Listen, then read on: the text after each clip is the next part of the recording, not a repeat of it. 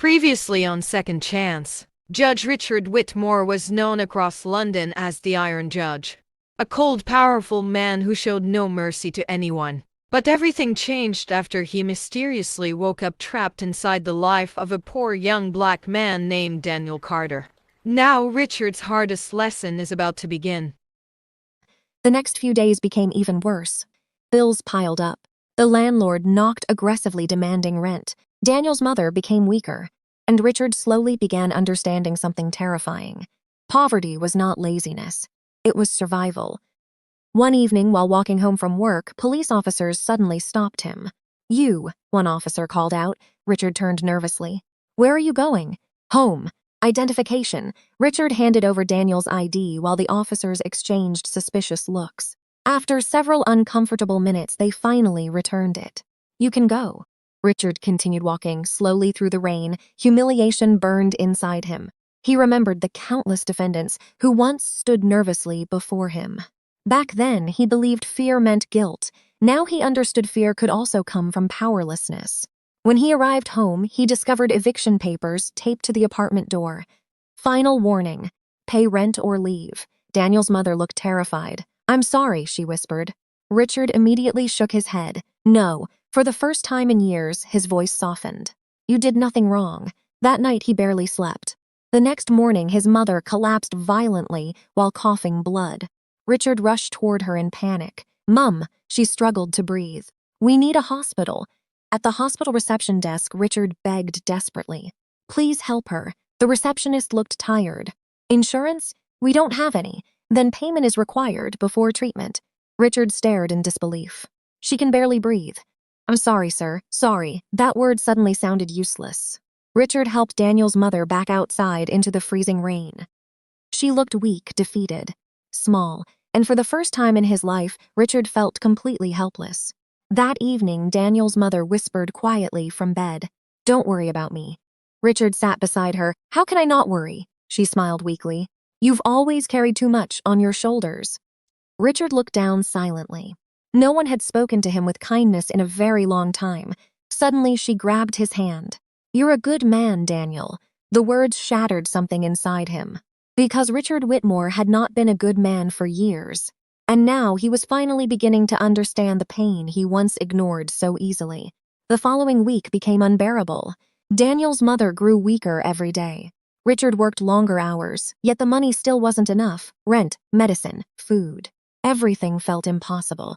One freezing evening, Richard returned home carrying a small bag of groceries. But the landlord was waiting outside the apartment. "Where's my money? I just need more time." "You've already had more time." Daniel's mother slowly appeared behind the door. "Please," she begged. "We're trying." The landlord looked annoyed. "You have 3 days." Then he walked away. Richard stood silently in the hallway. Anger burned inside him, not because of the landlord, because for the first time he truly understood what desperation felt like. Later that night, Daniel's mother began coughing violently again. Richard rushed toward her. "We need your medicine." The woman grabbed his hand weakly. "There's no money." Richard searched Daniel's wallet desperately, almost empty. Only a few pounds remained. He closed his eyes painfully. Then suddenly, Marcus's face flashed through his mind. The frightened teenager crying in court. "I was hungry." Back then, Richard believed those words were manipulation. Now he understood they were truth. An hour later, Richard stood inside a grocery store. Bright lights reflected across polished floors, while customers casually filled shopping carts. Some laughed, some complained about expensive wine, some ignored the world around them completely. Richard slowly walked through the medicine aisle. His hands trembled. He picked up the medication Daniel's mother needed, then bread, milk, canned food. His heart pounded violently.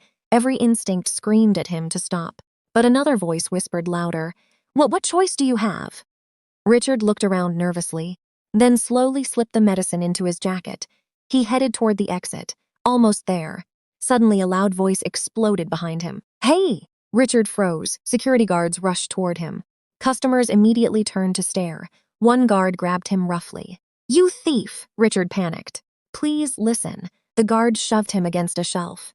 "You people always have excuses." Those words hit Richard like a punch. Because he had spoken them himself countless times. Customers watched him with disgust. One woman shook her head. Pathetic. Richard's face burned with humiliation.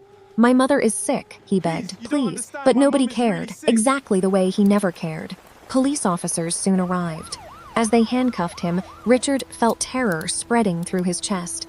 Not because of prison, because now he finally understood what it felt like to be judged, before anyone even heard your story. Rain poured heavily as officers pushed him into the police car.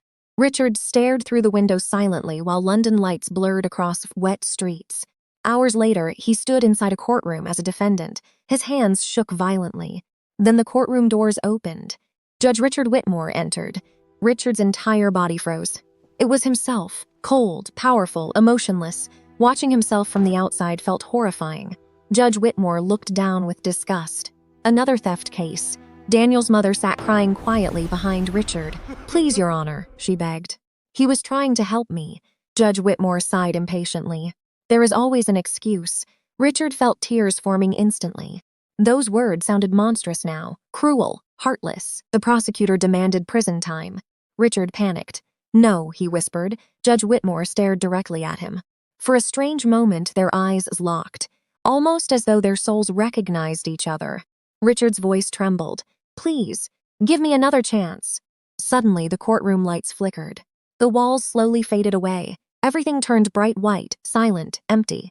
Richard looked around in fear. Then a deep voice echoed around him. You judged lives you never understood.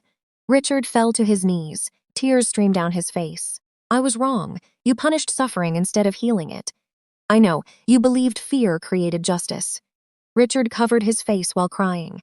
Please, if I can change, let me change. The voice became softer. Then return. Richard suddenly woke up gasping for air. He was back inside his mansion. The broken whiskey glass still lay beside him. The fireplace still burned. Everything looked exactly the same. If this story is touching your heart, take a moment to subscribe, like the video, and comment "Second chances are real" below, because the ending of this story will stay with you forever.